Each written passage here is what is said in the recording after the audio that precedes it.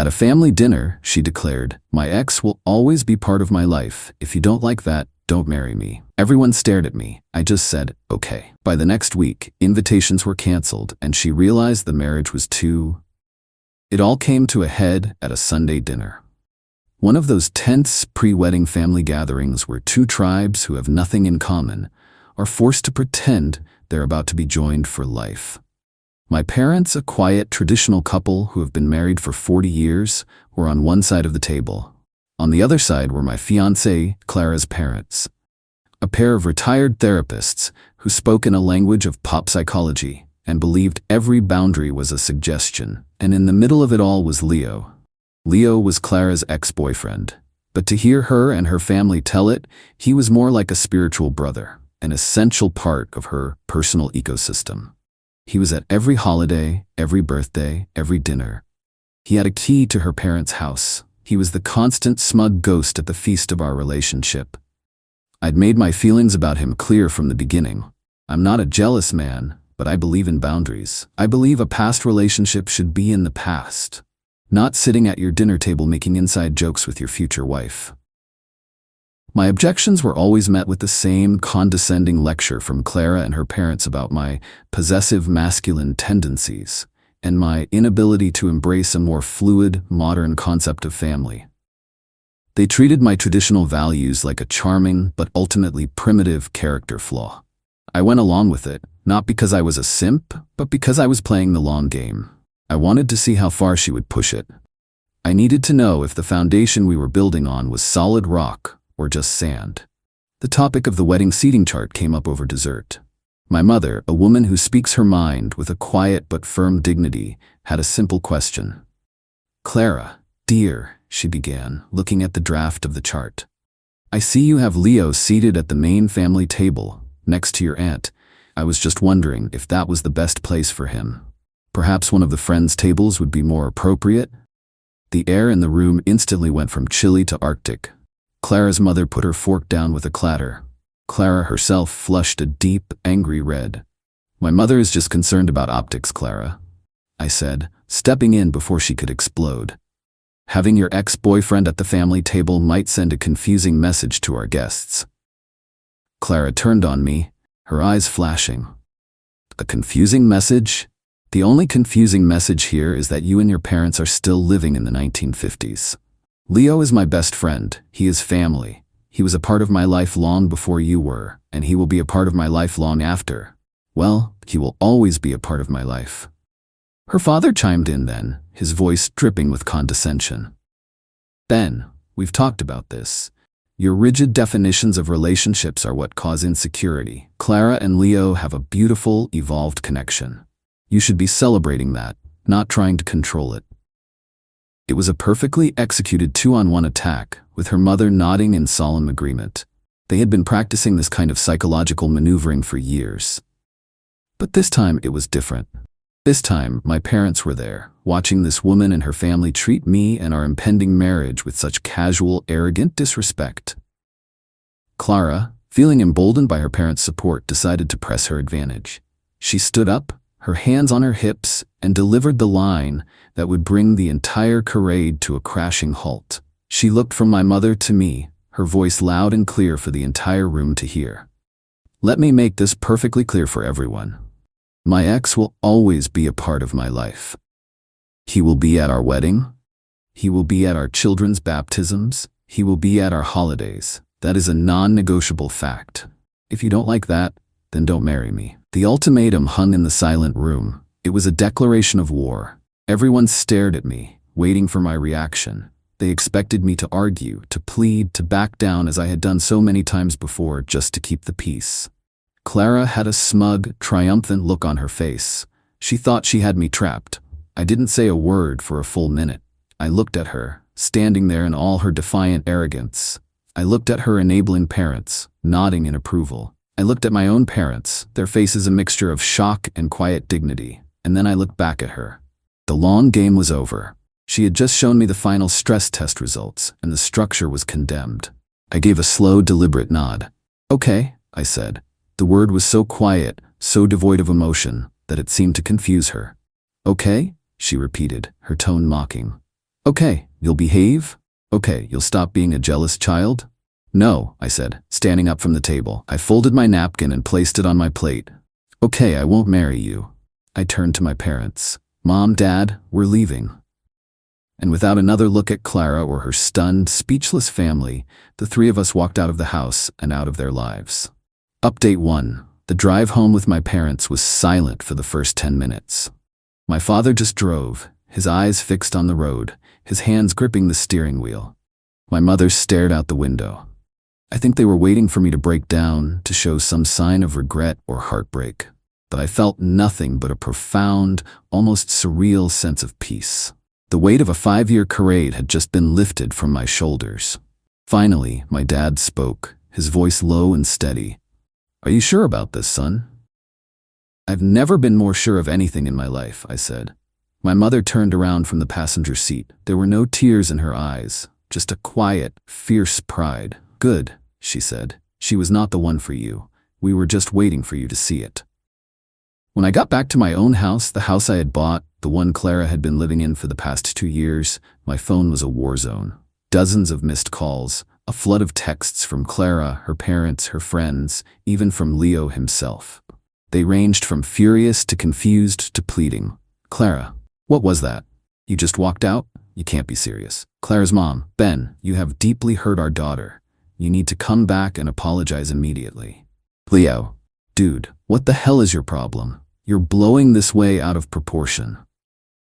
They were all operating under the same delusion, that this was a tantrum, a momentary fit of pique that could be smoothed over with a few condescending lectures and a non-apology. They hadn't yet grasped the finality of the word okay. I didn't reply to any of them. Instead, I made a single phone call. It was to our wedding planner, a woman named Cynthia, who was a consummate professional. Cynthia, I said, it's Ben. There's been a change of plans. The wedding is off, permanently. There was a stunned silence on the other end of the line. What? Ben, the invitations are scheduled to be mailed out tomorrow morning. I need you to stop that immediately, I said. Do not send out a single invitation. As for the rest of it, I need you to begin the cancellation process for all vendors. My fiancée and her family will be your point of contact for all financial matters moving forward. They were handling the payments, so they will need to handle the refunds and the cancellation fees. This was a crucial part of my strategy. I hadn't paid for the wedding. Her father had, a fact he had made sure everyone was aware of. Now the financial burden of unwinding a massive 6-figure event was his problem, not mine. The next morning, the real shockwave hit. Cynthia, doing her job with ruthless efficiency, began making the calls. The first one, of course, was to Clara's parents. I would have paid $1,000 to be a fly on the wall for that conversation. The caterer, the florist, the band, the venue, each call was another nail in the coffin of their grand social event. Another massive, non-refundable deposit lost. Clara's father called me, his voice a strangled roar. What have you done? Do you know how much money we are losing? You can't just do this. I didn't do anything, I said, my voice calm. I just accepted your daughter's terms. She gave me an ultimatum. Accept her ex-boyfriend as a permanent fixture in our marriage, or don't marry her. I chose the latter. I respected her boundary. The consequences of that choice are now yours to manage. He started sputtering about lawyers and lawsuits and breach of promise. Breach of promise? I laughed, a cold, empty sound. You were there, Richard. You heard her. You have a dozen witnesses who heard her deliver an ultimatum at a family dinner. She made the continuation of our marriage conditional, and I simply declined the conditions. There is no lawsuit. There is only the bill for a party you are no longer hosting. I hung up. The next person to appear was Clara herself. She showed up at my house that afternoon, using her key to let herself in. She found me in the living room, surrounded by empty boxes. I was packing her things. What are you doing? She shrieked, her face a mask of disbelief. I'm helping you move, I said, not even looking up. You're going to need to find a new place to live. You can't kick me out. I live here. No, Clara, I said, finally standing up to face her. You have been staying here. This is my house. My name is on the deed, and your invitation has been revoked. I'll be changing the locks tomorrow. I suggest you arrange for your parents to come and pick up your belongings. She finally broke down. the arrogant, confident facade crumbling to reveal the terrified, entitled child underneath. She cried. She begged. She pleaded. She said she didn't mean it, that it was just a stupid thing to say, that she loved me. I just stood there, unmoved. The time for that, Clara, was when my mother was at your dinner table, being treated with disrespect. The time for that was before you made your ex-boyfriend a condition of our marriage. You made your choice. Now I'm making mine. Update 2. The 30 days that followed were a slow, brutal education for Clara in the concept of consequences. She and her family had lived their entire lives in a soft, padded world of second chances and consequence-free choices, a world cushioned by their money and their shared delusion of intellectual superiority. That world was now gone. The first lesson was financial. Her father, after a week of threats and bluster, finally realized I was not going to contribute a single cent to the financial disaster of the canceled wedding. The final bill for the lost deposits and cancellation fees, I heard, was close to $100,000. It was a staggering blow, even for them. The second lesson was social. They tried to spin the narrative, of course. They told their friends that I was emotionally unstable, that I had a breakdown, and called off the wedding for no reason.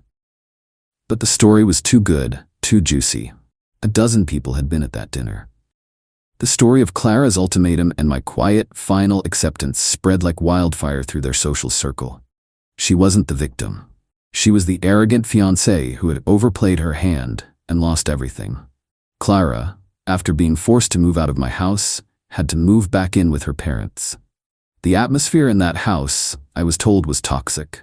Her parents, facing a massive financial loss and a public humiliation, resented her. They were constantly fighting, the thin veneer of their evolved family dynamic stripped away to reveal the bitter, dysfunctional reality underneath.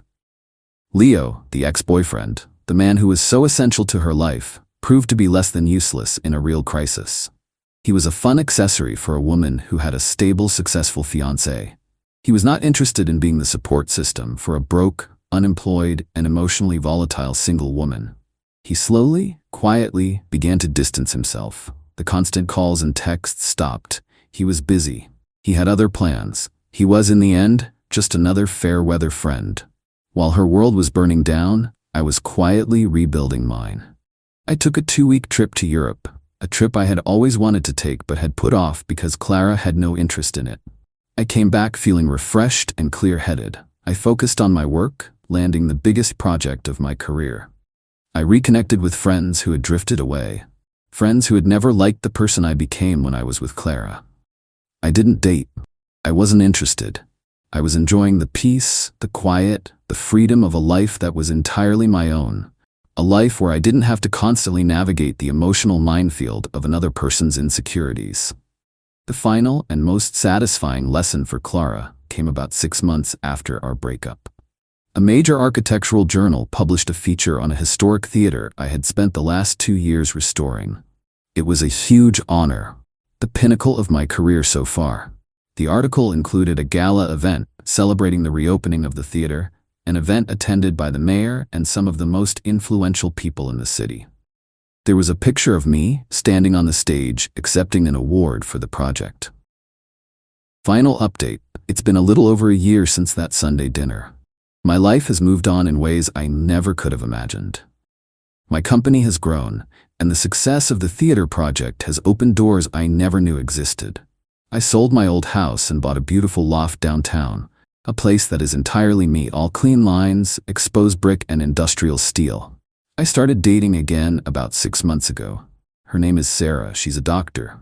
She's kind, she's brilliant, and she has a backbone of steel. Her family is wonderful, a loud, loving Italian clan who welcomed me with open arms and too much pasta. Her past is her past, and my past is mine. We are building a future together, a future based on mutual respect and clear, honest boundaries. I hadn't seen or spoken to Clara in over a year. I had blocked her and her entire family on everything. But I heard things through the grapevine of mutual acquaintances. Her parents had been forced to sell their large house and downsize to a condo. The financial hit from the wedding, combined with some of her father's other creative financial ventures going south, had crippled them. Clara was still living with them. She had tried to launch a career as a life coach, but without my money to fund the website and the marketing, it had failed to launch. She was working part-time at a high-end boutique, a job she apparently hated. Leo was completely out of the picture. He had gotten engaged to another woman, and he and his new fiancée had made it very clear that Clara was not a part of their modern, fluid family. The final, unexpected encounter happened last month. I was at a charity auction with Sarah. We were bidding on a piece of art, laughing and having a good time. I looked across the crowded room and I saw her.